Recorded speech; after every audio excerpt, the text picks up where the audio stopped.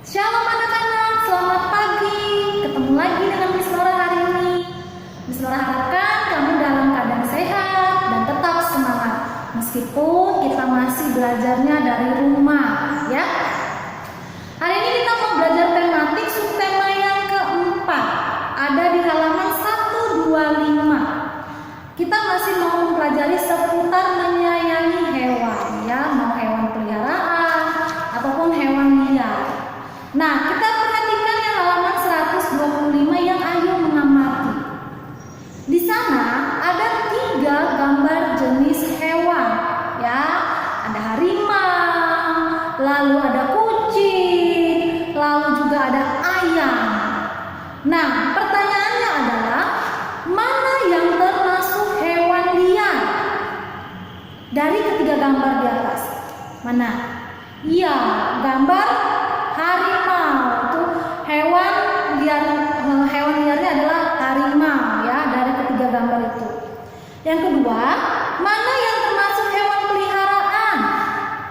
Berarti selebihnya, ya, selain harimau, yaitu kucing dan ayam.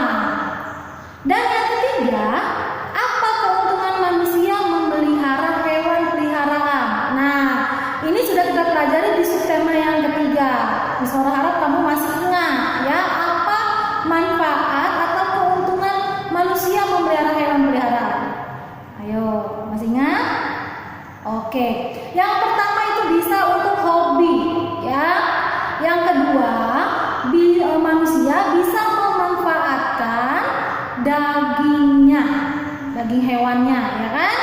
Contohnya apa, Miss? Ada ayam, sapi, domba, dan sebagainya, ya. Itu hewan-hewan yang bisa dimanfaatkan dagingnya, telurnya, ataupun kulitnya. Oke? Itu adalah keuntungan manusia memelihara hewan. Nah, kita masuk ke yang ayo belajar, ya. Ada berbagai jenis hewan di sekitar kita. Ada hewan liar yang hidup di alam bebas. Contohnya harimau dan capung. Ada juga hewan yang dipelihara manusia dengan berbagai tujuan. Ada hewan yang dipelihara untuk kesenangan atau hobi, misalnya burung beo dan ikan mas koki. Ada juga hewan yang dipelihara atau diternakan untuk diambil bagian tubuhnya, misalnya telurnya, dagingnya, atau kulitnya, misalnya ayam, sapi, dan domba. Semua hewan, baik hewan liar maupun hewan peliharaan, harus kita sayangi. Ya, kita harus sayangi karena apa? Semua hewan itu adalah ciptaan Tuhan, ya. Cara menyayangi hewan liar yaitu dengan tetap membiarkannya hidup di alam bebas. Kita tidak boleh memburunya. Jika hewan liar berkurang atau bahkan punah, maka keseimbangan lingkungan akan terganggu. Cara menyayangi hewan peliharaan yaitu dengan cara merawatnya dengan kasih sayang.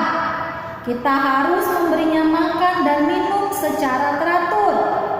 Kita juga harus menyediakan kandang yang bersih. Jika dirawat dengan penuh kasih sayang, maka hewan peliharaan akan tumbuh dengan baik sehingga memberi keuntungan bagi manusia. Ya, cara merawat hewan liar dan hewan peliharaan itu berbeda, ya. Kalau hewan peliharaan dengan cara kita memberi makan, memberi minum, bahkan membersihkan kandang, lalu memberikan vitamin atau obat ketika hewan peliharaan kita sakit. Tetapi kalau merawat hewan liar yaitu dengan cara membiarkannya hidup di alam bebas. Kita nggak boleh buru, ya, nggak boleh kita buru dengan sembarangan, nggak boleh kita buru sehingga hewan liar itu bisa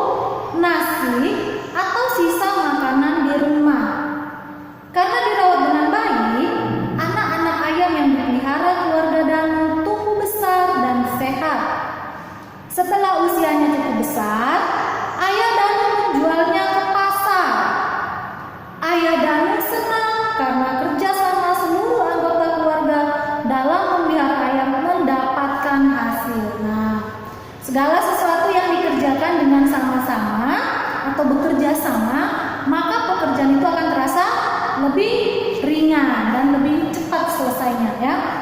Sama seperti keluarga Danu yang bekerja sama dalam merawat hewan peliharaan mereka yaitu ayam. Sehingga ayamnya tumbuh besar dan tumbuh dengan sehat. Sehingga ayam-ayamnya ini setelah tumbuh besar bisa dijual ke pasar. Nah, dan ayahnya bisa mendapatkan hasil ya dari menjual ayam. Kita lanjut ke yang ayo jawab. Nomor 1, hewan apa yang dipelihara oleh keluarga Danu? Hewan ayam ya. Yang kedua, di mana ayah Danu meletakkan kandang ayam?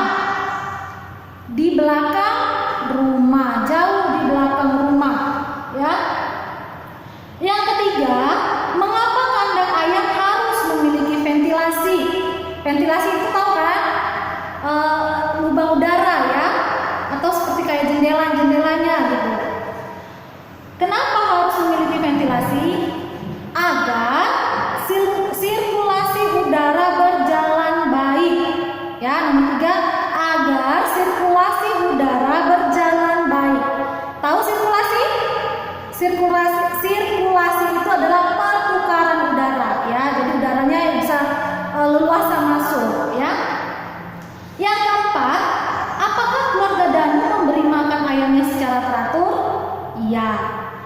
Oke, keluarga Danu memberi makan ayamnya 2 kali sehari. Dan yang terakhir, apa yang dilakukan ayah Danu ketika ayam peliharaannya sudah cukup besar? Jawabannya adalah menjualnya ke pasar. Sudah? Sudah, kalau begitu ini kalau misalnya nggak muat di buku paket, kamu boleh tulis di buku PS ya. Boleh langsung jawabannya, tapi ingat tulis halamannya ya. Kita lanjutkan ke halaman 128. Nah, ini pelajaran matematika. Sekarang kita mau membahas tentang pecahan ya. Kita masih mau membahas tentang pecahan. Oke, misalnya Miss Nora, kamu bisa buka halaman 128 ya. Misalnya ini. Nih, misalnya ini adalah sebuah lingkaran ya. Lalu Miss Nora, ini 1 ya. Lalu Miss Nora bagi sama besar. Anggap ini sama besar ya.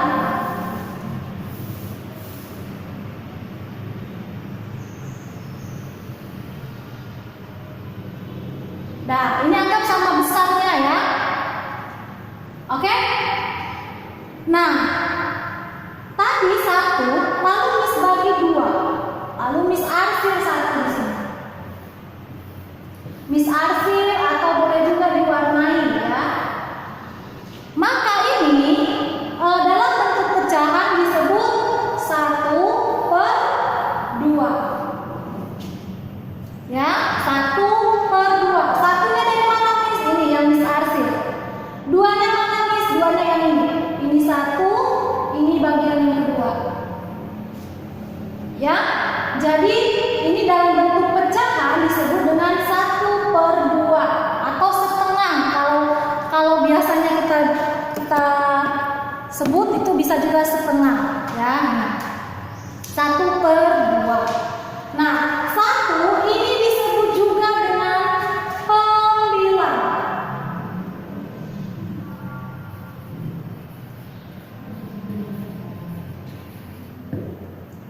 Ya, ini yang 2 ini disebut juga dengan penyebut. Kelihatan nggak? Nah, 1 disebut dengan pembilang, yang 2 disebut dengan penyebut. Miss ulangin ya. Tadi ini ada 1, lalu Miss bagi jadi 2 sama besar.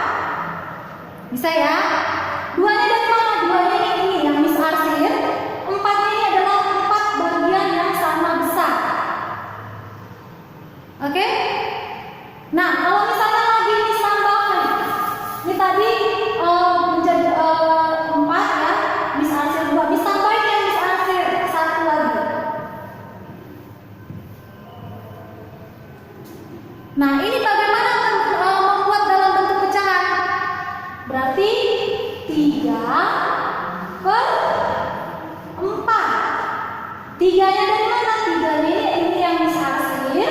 Empatnya ini adalah 4 bagian yang tadi sama besar. Bisa ya? Bisa ya? Ingat ya, ini disebut dengan pembilang, ini disebut dengan penyebut. Yang atas ini pembilang, yang bawah ini penyebut. Jangan sampai lupa.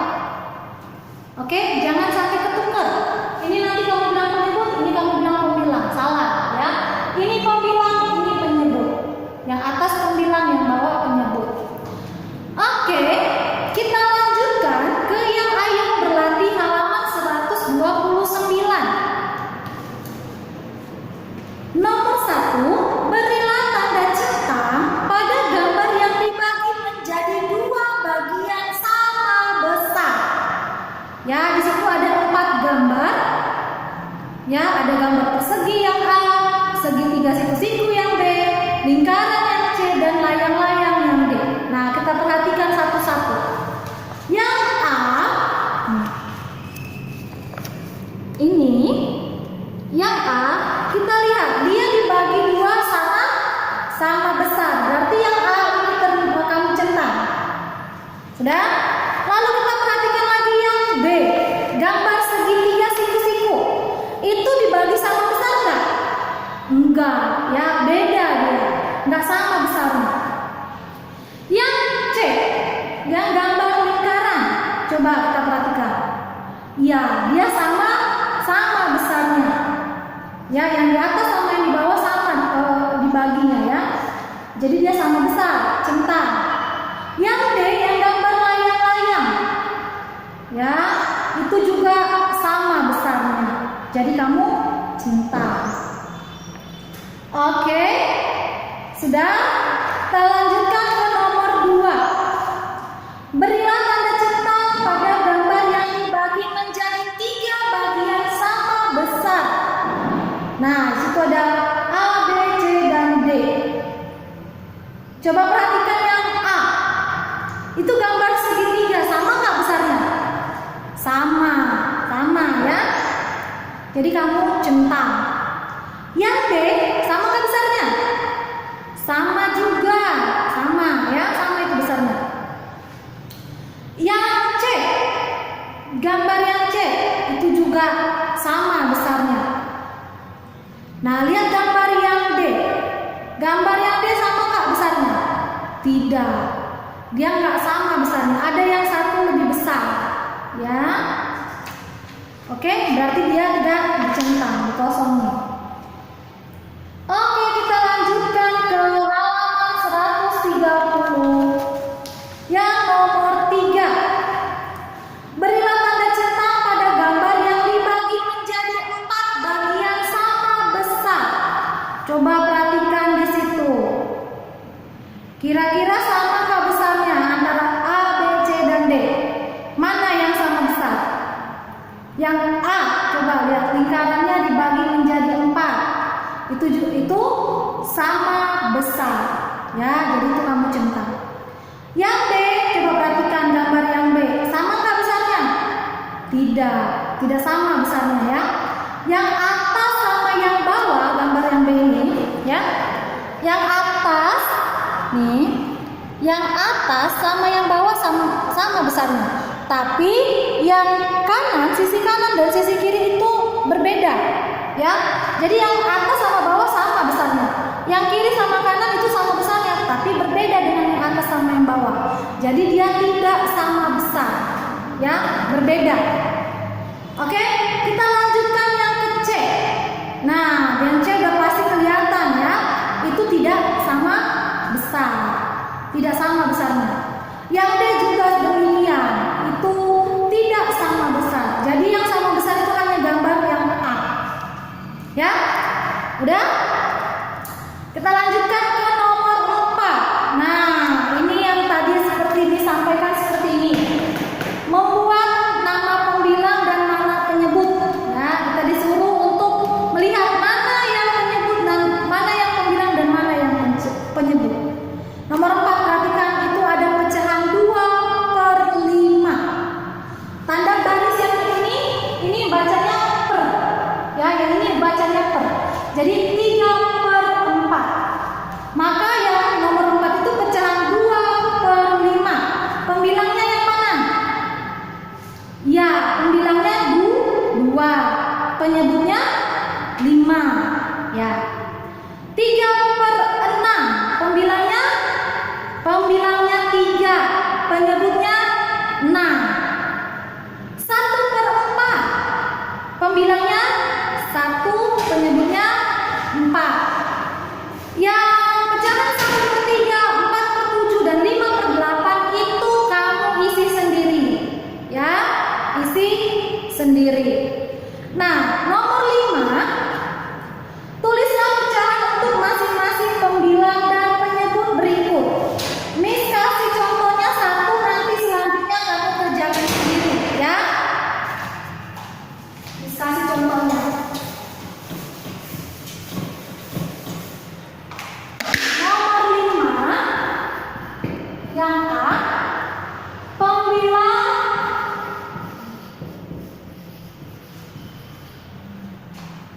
3, penyebut 5. Maka bentuk pecahannya adalah 3/5. Begitu ya, kamu bisa isi di kotaknya masing-masing. Seperti ini ya. Pembilang 3, penyebut 5, maka bentuk pecahannya adalah 3/5. Bisa? Bisa, ini masih mudah ya. B, C, D, E itu kamu kerjakan sendiri. Lalu kita masuk ke yang nomor 6, yang sekaligus yang terakhir ya. Perhatikan, nah di situ ada gambar persegi ya, dibagi menjadi 4 bagian yang diwarnai 3 ya, menjadi 4 bagian yang diwarnai 3. Atau kamu atau bisa diarsip juga bisa ya, diwarnai juga boleh. Nah, bagian yang diwarnai 3 dari 4 bagian. Nah, lambang pecahannya sudah dikasih tahu 3/4. Nama pecahannya 3/4. Yang B, coba kita perhatikan yang B. Kita hitung sama-sama ya. Ada berapa di situ? Dibagi berapa bagian? 1, ini ya. Ini kecil sekali ya tulisannya ya. Yang ini, yang B. 1, kelihatan nggak? 1, 2, 3, 4, 5, 6, 7, 8.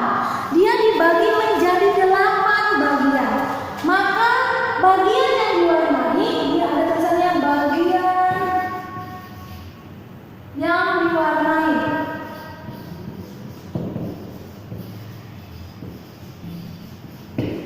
Lalu ada lambang pecahan. Ini lambang pecahan.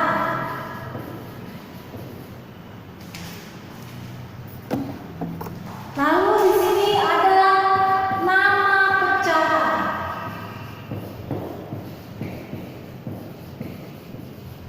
Ya. Nah, yang B tadi kita sudah hitung sama-sama. Ya. Nih. Kita sudah hitung sama-sama. Yang B itu ada yang diwarnai ada 5 dari 8 bagian. Ya, ada 5 yang diwarnai dari 8 bagian. Bagaimana penulisan lambang pecahannya? Berarti penulisannya adalah 5/8. Ya, ini lambang. Lambang berarti ditulis dengan angka. Ya, ditulis dengan angka. Lalu bagaimana menyebutnya? Menulis nama pecahannya. Berarti 5/8.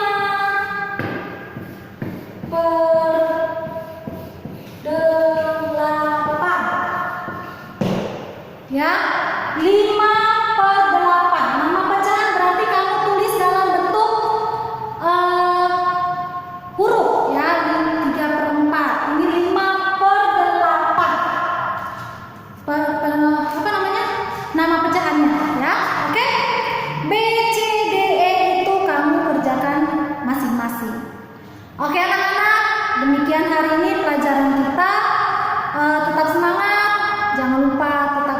doa. Oke? Dadah.